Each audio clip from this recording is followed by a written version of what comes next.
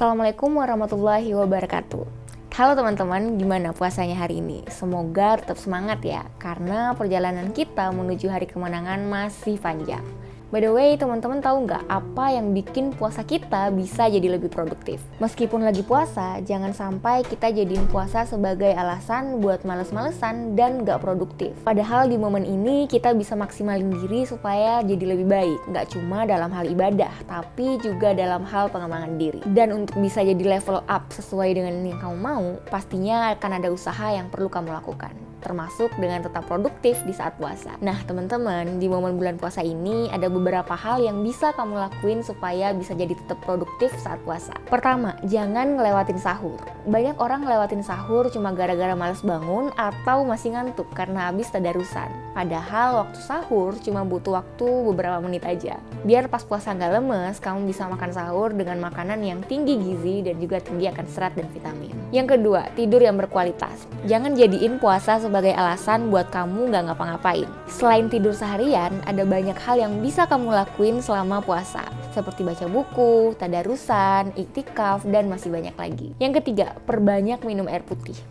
Puasa seharian bakalan bikin tubuh kamu kekurangan air. Kalau kadar cairan dalam tubuh kamu berkurang, pantas saja kalau nantinya kamu malah makin lemas. Jadi pastiin kamu minum banyak air putih selama sahur dan buka puasa, biar kamu nggak lemas. Karena kalau kamu lemas, kamu makin males buat ngapa-ngapain.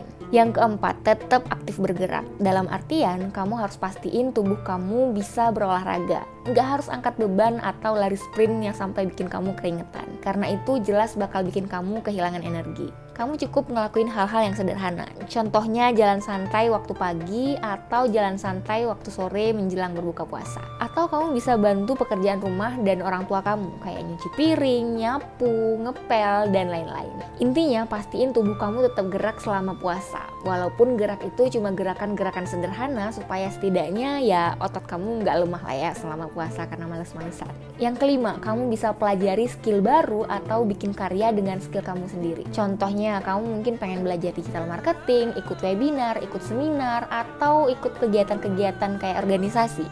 Atau malah kamu udah punya skill sendiri yang kamu udah punya selama bulan Ramadan. Kamu bisa aja membuat karya dengan skill yang kamu punya selama bulan Ramadan. Ngomong-ngomong soal karya, ini adalah kisah dari Arthur Frey yang tahun 1974 menemukan sebuah ide untuk membuat produk yang sekarang kita kenal dengan nama sticky notes atau kadang disebut juga post-it. Waktu itu Arthur nggak sengaja nemuin sebuah catatan kecil dengan lem yang kurang menempel. Arthur kemudian ngejadiin catatan kecil itu sebagai pembatas waktu dia latihan paduan suara di lingkungan rumahnya. Catatan ini dibikin sama Silver Spencer, seorang ilmuwan dari perusahaan 3M yang stres karena ngerasa jadi ilmuwan yang gagal.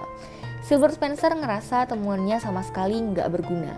Awalnya Silver Spencer sama timnya bikin lem super kuat untuk konstruksi pesawat. Tapi karena kesalahan, perekat itu justru nggak nempel, malah gampang banget buat dicabut. Karena nggak mau nyia-nyiain ide yang tiba-tiba terlintas di benaknya, akhirnya Arthur nyuruh timnya untuk bikin kertas dengan lem yang cukup merekat, tapi nggak bikin halaman lain robek saat kertas kecil ini dicabut. Arthur juga ngeyakinin perusahaan untuk ngasih lem di bagian belakang kertas itu, supaya bisa ditempelin ke objek lain dan bisa dilepas lagi. Setelah diproduksi, tahun 1977 notes ini mulai dipasarkan. Tapi ternyata nggak laku karena dianggap kurang menarik. Nggak mau nyerah gitu aja, Arthur Frey dan Geoff Nicholson yang waktu itu jadi manajer laboratorium di 3M ngelakuin strategi tes market yang sekarang kita kenal dengan nama Boys Blitz, yaitu strategi ngebagiin sampel gratis berupa notes kecil untuk hampir semua orang yang ada di Boise, Idaho saat itu. Untungnya strategi ini ternyata ampuh banget karena semua perusahaan yang ada di Boise, Idaho waktu itu ternyata ngasih respon positif.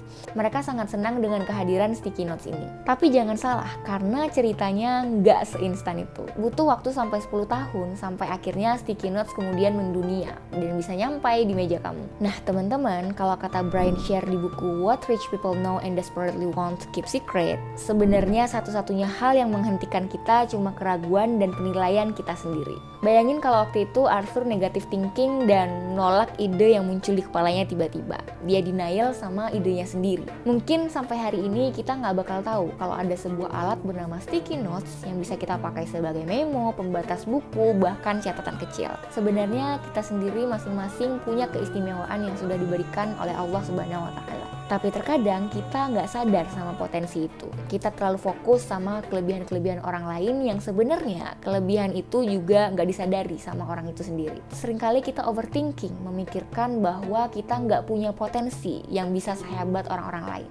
Padahal seringkali teknologi dan ide-ide yang ada itu bermula dari sesuatu yang sama sekali nggak diduga oleh orang lain. Dan kalau kita mau korek-korek lebih dalam, sebenarnya ide-ide kita itu semahal itu loh. Bisa aja selama ini kita kurang mensyukuri bahwa ada potensi yang Allah berikan kepada kita. Lagian kalau ngomongin ide, nggak ada yang bagus dan nggak ada yang jelek. Karena yang namanya ide bagus atau jelek itu bener-bener persepsi masing-masing. Sebuah ide bisa jadi mahal buat sekelompok orang dan bisa jadi nggak dihargai di kelompok lainnya. Jadi mendingan kita fokus dulu menjadikan ide itu sebuah karya, karena kita nggak pernah tahu siapa yang bisa menerima karya kita. Kalau kita bisa manfaatin ide kita kayak Arthur, ide kecil pun bisa jadi efek yang luar biasa. Dan semoga aja selama bulan puasa ini kita bisa nemuin sebuah potensi kecil yang mungkin nggak pernah kita sadari sebelumnya. Aku Cit Talita, mohon undur diri. Sampai jumpa di Ambil Jeda berikutnya. Assalamualaikum warahmatullahi wabarakatuh.